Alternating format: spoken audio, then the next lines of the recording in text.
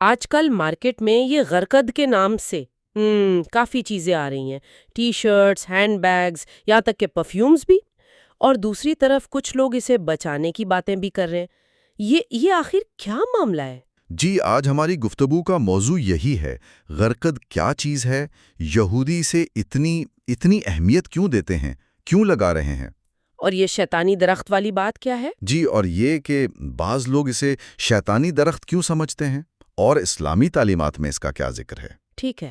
دیکھیں، یہ ساری معلومات جو ہیں یہ ایک عوامی ذریعے، مطلب ایک یوٹیوب ویڈیو، اس میں دی گئی تفصیلات پر مبنی ہے۔ اچھا۔ تو ہمارا مقصد بس اسی ذریعے کی روشنی میں اس درخت کے تاریخی اور مذہبی پہلوؤں کو سمجھنا ہے۔ صحیح۔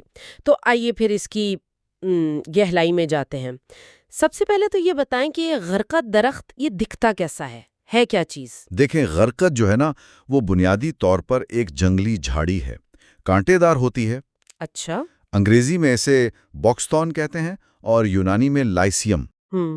قد اس کا عموماً کوئی 4-5 فٹ ہوتا ہے، لیکن ہاں، جو معلومات ملی ہیں اس کے مطابق اسرائیل اور افریقہ میں یہ کافی لمبا اور گھنا بھی ہو جاتا ہے۔ ٹھیک۔ اچھا، اسلامی تاریخ میں اس کا ذکر کب سے ملتا ہے؟ اس کا پہلا اہم ذکر مدینہ منورہ میں مسجد نبوی کی تعمیر کے بعد کا ہے۔ اوہ! جب حضرت اسد بن زرارہ رضی اللہ عنہ، جو بہت بڑے صحابی تھے، ان کا انتقال ہوا تو نبی اکرم صلی اللہ علیہ وسلم نے ان کی تدفین کے لیے ایک جگہ پسند فرمائی۔ جی۔ وہاں پر غرقد کی جھاڑیاں تھیں، تو اسی وجہ سے اس جگہ کا نام پڑا بقیع الغرقد۔ اچھا، یعنی غرقد کے درختوں والی زمین۔ بالکل، اور یہی جگہ پھر بعد میں جنت البقیع کے نام سے مشہور ہوئی، جو مسلمانوں کا سب سے مقدس قبرستان ہے، جہاں آپ صلی اللہ علیہ وسلم کے اہل بیت اور بہت سے صحابہ کرام دفن ہیں۔ اچھا، تو مطلب مدینہ میں تو یہ قدرتی طور پر تھا، کیا یہودیوں نے بھی اسے کبھی خود سے لگایا تھا؟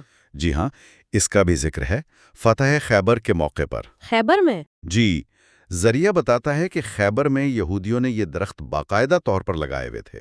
تو جب مسلمانوں نے خیبر فتح کیا، نبی کریم صلی اللہ علیہ وسلم نے حکم دیا کہ ان درختوں کو کاٹ دیا جائے۔ اچھا، کاٹنے کا حکم دیا؟ جی، اور پھر یہ بھی سنا ہے کہ حضرت عمر رضی اللہ عنہ کے زمانے میں ان کا بالکل خاتمہ کر دیا گیا تھا؟ بالکل۔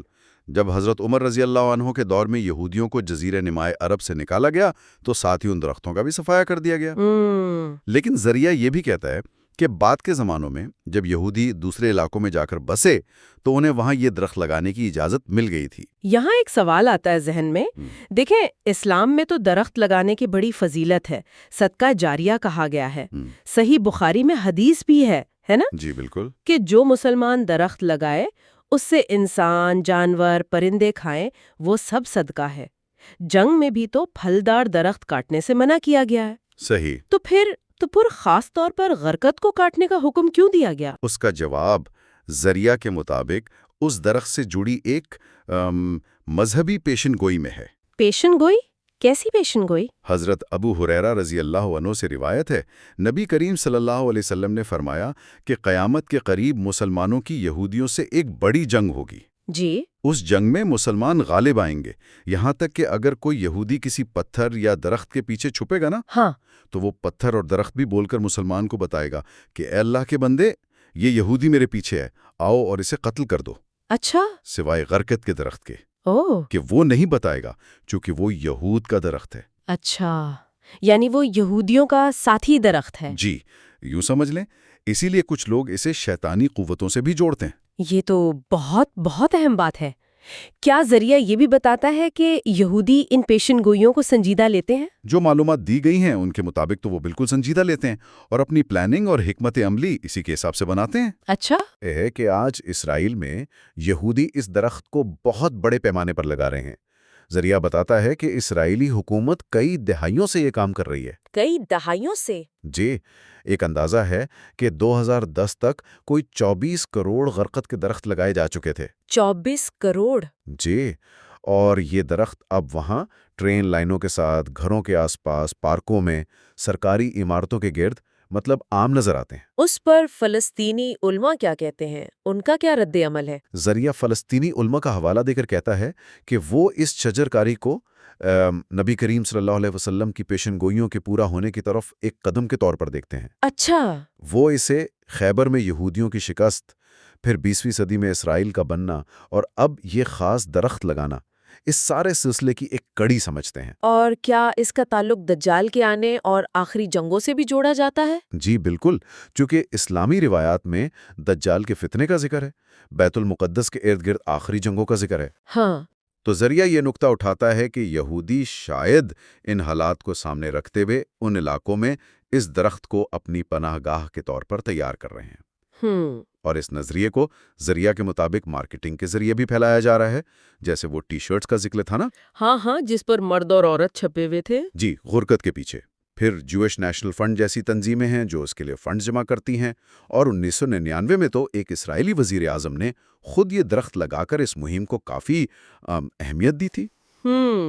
تو خلاصہ یہ ہوا کہ خرقت صرف ایک جھاڑی نہیں ہے، بلکہ اس کے ساتھ ایک گہری تاریخی اور خاص طور پر مذہبی کہانی جڑی ہوئی ہے۔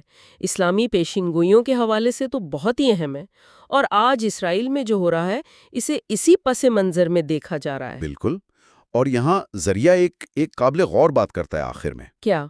وہ یہ سوال اٹھاتے ہیں کہ اگر یہودی جو نبی آخر الزماں صلی اللہ علیہ وسلم پر ایمان نہیں لاتے، وہ ان کی بتائی ہوئی پیشین گوئیوں پر اتنا یقین کر کے اتنے بڑے پیمانے پر عملی کام کر رہے ہیں، تو مسلمانوں کو اپنی دینی تعلیمات اور اپنی پیشین گوئیوں کی روشنی میں اپنے عمل اور موجودہ حالات پر غور و فکر کرنے کی کتنی ضرورت ہے؟ واقعی یہ تو سوچنے کی بات ہے۔ جی، یہ ایک ایسا سوال ہے جو ذریعہ نے سننے والوں کے لیے چھوڑا ہے غور کرنے کے لیے۔